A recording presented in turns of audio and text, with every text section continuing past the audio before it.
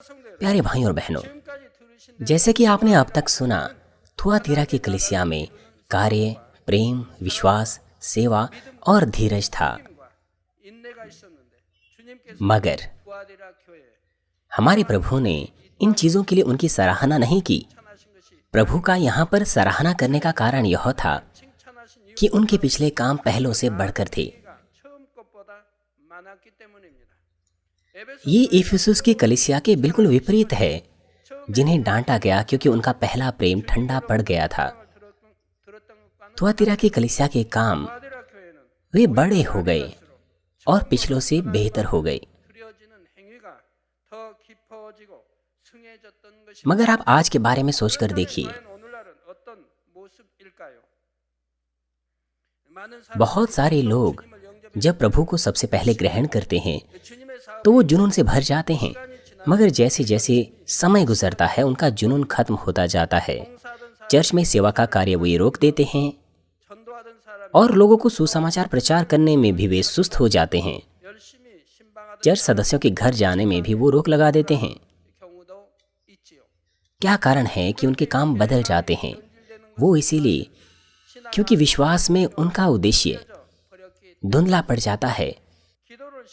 वे जो निरंतर प्रार्थना में लगे रहते हैं और दृढ़ता से पवित्र आत्मा की परिपूर्णता को बनाए रखते हैं, उनका लक्ष्य साफ और स्पष्ट रहता है। वो है स्वर्ग और नया यरूशलेम। इसलिए वे निराश नहीं होते, चाहे मुश्किलें क्यों ना हो। वे असत्य से समझौता नहीं करते हैं और वे निरंतर अपने आप को पवित्र करते हैं। जब वे प्रार्थना करना रोकते हैं या पवित्र आत्मा की परिपूर्णता को खोते हैं या फिर संसार की चीजों पर दृष्टि करते हैं, तो स्वर्ग के लिए उनकी आशा धुंधली पड़ने लग जाती है। तो उनके वो सारे के सारे काम जो वो उत्साहपूर्वक किया करते थे, जैसे कि विश्वास के साथ आज्ञाकारी होकर कार्य करना, वो ठंडे पड़ने लग जाते हैं और बदल जाते हैं। और दूसरी तरफ कुछ ऐसे भी मामले हैं जहां पर कुछ लोग ऐसा लगता है कि परमेश्वर के कामों के लिए वे विश्वास योग्य हैं और लगता है कि जोशिला जीवन वो जी रहे हैं, मगर परमेश्वर उन्हें नहीं स्वीकारता है। ऐसा लगता है कि वे विश्वास योग्य मसीह हैं क्योंकि वे बहुत से स्वयं सेवा के काम करते हैं, दूसरे की सेवा करते हैं, भले काम करते हैं, परंतु संभावना ये होती है कि वे अपने हृदय का खतना करना रोक देते हैं। वे पवित्र आत्मा की परिपूर्णता से काम नहीं करते, ना स्वर्ग की आशा के साथ। बजाय इसके वे केवल शारीरिक मेहनत ही करते हैं। बेशक आपको कोशिश करनी चाहिए कि आप बहुत से स्वयं सेवा के काम कर सकें, एक सक्रिय कार्यकर्ता बन सके चर्च के बहुत से क्षेत्रों में। जो बातें परमेश्वर को प्रसन्न करती हैं, ऐसी चीजों को ढूंढना और करना ये स्वाभाविक होता है। परंतु जो इससे भी अधिक महत्वपूर्ण बात है, वो है अपने हृदय की गहराई से परमेश्वर की ताकत और उसके अनुग्रह की खोज करना और भी अधिक आत्मा में आना। केवल तभी आपके स्वयं सेवा के काम और आपकी सेवा वो काम बन सकते हैं जो आपके सच्चे विश्वास से उत्पन्न होते हैं। हाल ही में परमेश्वर ने हालेलुया प्रेस टीम को डांटा था। आप जानते हैं कि वो टीम क्या है? परमेश्वर ने उन्हें भवन सफाई के कार्य के लिए उभारा। हालांकि आपको ऐसा लग सकता है कि ये कोई मुश्किल बात नहीं है। इस कलीसिया में हमारे पास दूसरे कार्यकर्ता हैं, प्रभारी है, जो भवन सफाई का कार्य देखते हैं। उसके बावजूद भी ये काम काफ़ी ज़्यादा होता है। और ये कितना मुश्किल है, सारे के सारे भवनों की सफाई करना। मुख्य भवन, दूसरा, तीसरा, चौथा, पांचवा भवन। इसके अलावा उन्हें बाथरूम्स को भी साफ करना है और चर्च के हर कोने कोने को। क्योंकि हर दिन हमारे पास दानियल प्रार्थना सभा होती हैं, इसलिए हर दिन उन्हें सफाई करनी पड़ती है। इतनी विशाल जगह की सफाई करना ये कोई आसान काम नहीं है। यदि कलीसिया के पास पर्याप्त पैसा हो तो हमें कम से कम 50 लोगों को सफाई के लिए रखना पड़ेगा, मगर वो संभव नहीं है। केवल कुछ ही दर्जनों लोग तमाम सफाई का काम कर रहे हैं।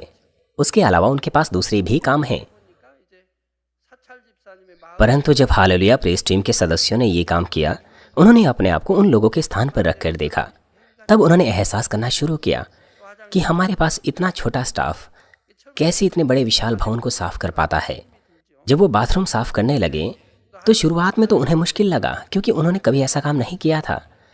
मगर जब उन्होंने एक बार दो बार करना शुरू किया तो उन्हें पिता परमेश्वर के भवन को साफ रखना आनंद और खुशी भरा लगा। यह सोचने के बजाय कि यह मुश्किल है, वे खुश थे, आनंदित थे। साथ ही साथ उन्होंने मेल पूर्वक रहना भी सीखा। भवन सफाई में जब उन्होंने साथ मिलकर पसीना बहाया तो वे एक हृदय से एकजुट हो गए, वे हृदय में एकजुट हो गए। इसलिए अब वे अभ्यास और सब काम ऐसे ही करते हैं। यहाँ तक कि जब वे बाथरूम साफ कर रहे थे वे बहुत ही आनंदित थे, और साथ ही साथ उन्होंने इस बात को भी जांचा कि क्यों परमेश्वर ने उन्हें भवन सफाई का काम दिया। उन्हें इस बात की जागृति मिली कि यदि हम इस शारीरिक दृश्य भवन को इस तरह से साफ रखेंगे तो फिर हमें अपने हृदय को कितना अधिक साफ रखना होगा, जहाँ पवित्र आत्मा रहता है, जो कि उसका मंदिर है। उन्होंने एहसास किया कि परमेश्वर उनको कह रहा है कि वे अपने हृदय का खतना करें। परमेश्वर उनको कह रहा है कि वे अपने हृदय को साफ करें, जिस तरह से वे अपने भवन को साफ कर रहे थे। उन्होंने अपने हृदय में इस तरह की बातों को एहसास किया। इसलिए क्या आप कल्पना कर सकते हैं कि ये अनुभव उनके लिए कितना बहुमूल्य रहा होगा। मैं जो आपको कह रहा हूँ वो ये है कि आपको खाली बाहरी कामों को करने के द्वारा अपने आप को तसल्ली नहीं देनी चाहिए कि आप तो बेहतर कर रहे हैं, आप विश्वास योग्य है। यदि आप आत्मिक रूप से गतिहीन ना हो गए हैं तो मसीह में प्रिय भाइयों और बहनों, विश्वास के बिना, मेरा मतलब है बिना कर्म के विश्वास मरा हुआ है, और विश्वास बिना कर्म अर्थ रहित है।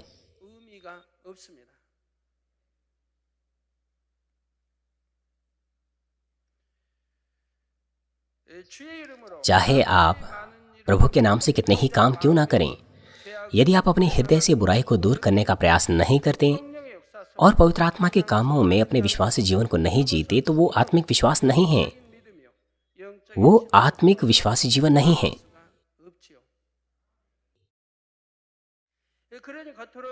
आप एक जोशीले कार्यकर्ता दिख सकते हैं, मगर आप वचन पर विश्वास नहीं करेंगे, आप पालन नहीं करेंगे, जो वचन आपके विचारों के अनुसार नहीं है।